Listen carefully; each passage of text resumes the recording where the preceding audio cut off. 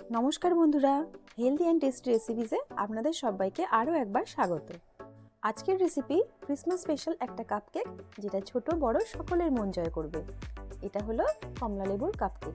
এখন কমলা লেবু মার্কেটে ভীষণভাবে অ্যাভেলেবেল, তাই ক্রিসমাসের আনন্দকে আরও স্পেশাল করে তুলতে আমার রেসিপি ফলো করে বানিয়ে ফেলুন কমলা লেবুর কাপকেক।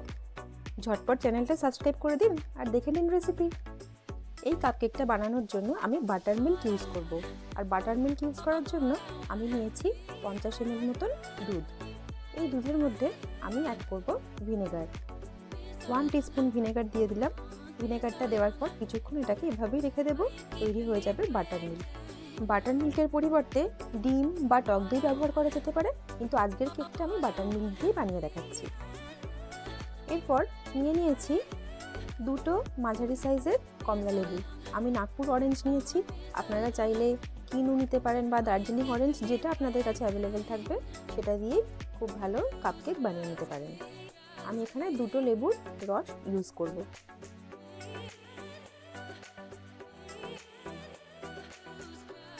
প্রায় 70 ml মতো রস পেয়েছি। এই রসটাকে আমি একটা বোলে নিয়ে নিচ্ছি, যেটা পরে ইউজ করব। এবার এই কাপকেকগুলোকে ফ্লেভার দেওয়ার জন্য আমি অরেঞ্জ জেস্ট ইউজ করব। জেস্ট অর্থাৎ এর খোসার যে এক্সট্রাক্ট সেটা। তবে এক্ষেত্রে একটা বিষয় আপনাদেরকে খেয়াল রাখতে হবে, খোসার গায়ের যে কমলা অংশ সেটুকুনিকেই আপনাদের নিতে হবে। ভিতরের সাদা অংশটা যেন চলে না আসে, তাহলে কিন্তু কেকের স্বাদটা তিতো হয়ে যেতে পারে। খুব সাবধানে একদম বাইরের যে কমলা অংশ সেটাকেই আমি এখানে কেটে নিচ্ছি।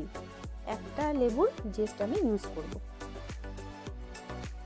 জেস্টের পরিবর্তে আপনাদের কাছে যদি অ্যাভেলেবেল থাকে, আপনারা রেডিমেড অরেঞ্জ ফ্লেভার দিয়েও এটা খুব ভালোভাবেই করতে পারেন। এরপর যে বাটার মিল্কটা বানিয়ে রেখেছিলাম তার মধ্যে দিয়ে দিলাম 50 ml সাদা তেল। খুব ভালো করে একটা হুইস্কের সাহায্যে একই ডিরেকশনে এটাকে ফেটিয়ে নিতে হবে। প্রায় 2-3 মিনিট ধরে এটাকে ভালো করে ফেটিয়ে নিয়েছি। তারপর এর মধ্যে ইউজ করব গুঁড়ো চিনি। এখানে আমি 2/3 কাপ বা ওজনে মেজার করলে এটা 110 গ্রাম হয়। এই গুঁড়ো চিনিটা আমি অ্যাড করে দিচ্ছি আর ভালো করে আবারও ফেটিয়ে নিচ্ছি। আপনারা দানা চিনিও ইউজ করতে পারেন, তবে সেক্ষেত্রে যতক্ষণ না পর্যন্ত চিনির দানাগুলো গলে যায় ততক্ষণ পর্যন্ত আপনাদেরকে ফেটাতে হবে। এরপর আমি সমস্ত শুকনো উপকরণগুলো দিয়ে দেব।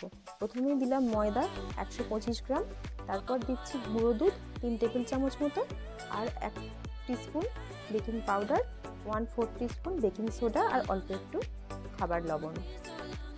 সব কিছুকে খুব ভালো করে চেলে এর মধ্যে অ্যাড করে দিলাম। এরপরে স্প্যাচুলার সাহায্যে খুব ভালো করে এটাকে কাট অ্যান্ড ফোল্ড মেথডে মিশিয়ে নিতে হবে। আর আপনারা যারা এখনও আমার চ্যানেলটা সাবস্ক্রাইব করেননি, প্লিজ আমার চ্যানেলটাকে সাবস্ক্রাইব করে আমাকে সাপোর্ট করবেন। খুব ভালো করে মেশানোর পর দেখুন ব্যাটারটা বেশ ঘন হয়েছে। এরপর আমি এর মধ্যে লেমন জুসটা ইউজ করছি। নর্মাল কেকের ক্ষেত্রে দুধ ইউজ করা হয়, কিন্তু এক্ষেত্রে অরেঞ্জ জুস ইউজ করা হচ্ছে। এরপর দিয়ে দিচ্ছি একটু অরেঞ্জ ফুড কালার, এটা সম্পূর্ণ অপশনাল। এরপর দিয়ে দিচ্ছি সেই অরেঞ্জ জেসটা, আর দিয়ে দেব অল্প একটু অরেঞ্জ এসেন্স। যেহেতু আমার কাছে এটা রয়েছে সেই জন্য আমি এটা কয়েক ড্রপ ইউজ করব। আপনাদের কাছে না থাকলে তাতে কোনো অসুবিধা নেই। অরেঞ্জ জেস দিয়েই খুব ভালো ফ্লেভার কেকের মধ্যে আনা যায়, তবে আমার কাছে রয়েছে বলে আমি একটু অ্যাড করে দিলাম। তারপর আবারও খুব ভালো করে সব কিছুকে মিশিয়ে নিতে হবে।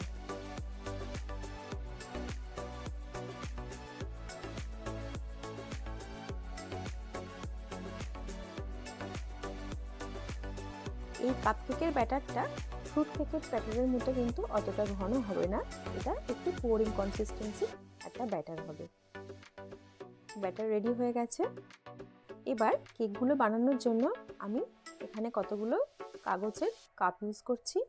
আপনারা কাগজের লাইনার ইউজ করতে পারেন, বা এগুলো অ্যাভেলেবেল না থাকলে আপনারা বাড়িতে সাধারণ ছোট যে স্টিলের বাটি সেগুলোতে করেও কাপকেকটা বানাতে পারবেন। এর মধ্যে আমি ব্যাটারটাকে ধীরে ধীরে ঢেলে দিচ্ছি। প্রতিটি কাপের 2-3 অংশ ভর্তি করেছি, আর 1-3 অংশ ফাঁকা রেখেছি, কারণ কেকটা বেক হওয়ার পর কিছুটা ফুলে যাবে তার জন্য। 6টা কাপে ব্যাটার দেওয়ার পর আরও কিছুটা ব্যাটার বেঁচেছিল বলে আমি আরও একটা কাপ নিয়ে তার মধ্যে ব্যাটারটা ঢেলে দিলাম। মোট 7টা কাপকেক তৈরি হলো। এবার এগুলোকে ভালো করে বেকিং করতে হবে। আজ কেকগুলো বেক করার জন্য আমি মাইক্রো ওভেন ব্যবহার করব।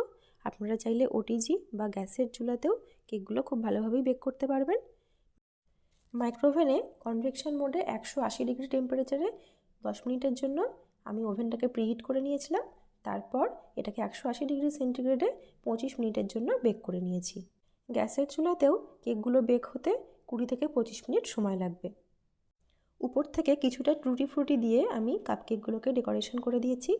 রেডি হয়ে গেল ক্রিসমাস স্পেশাল অরেঞ্জ কাপকেক। তাহলে বন্ধুরা, ভিডিওটা ভালো লাগলে অবশ্যই একটা লাইক করে দেবেন আর আমার চ্যানেলটাকে সাবস্ক্রাইব করার অনুরোধ রইল।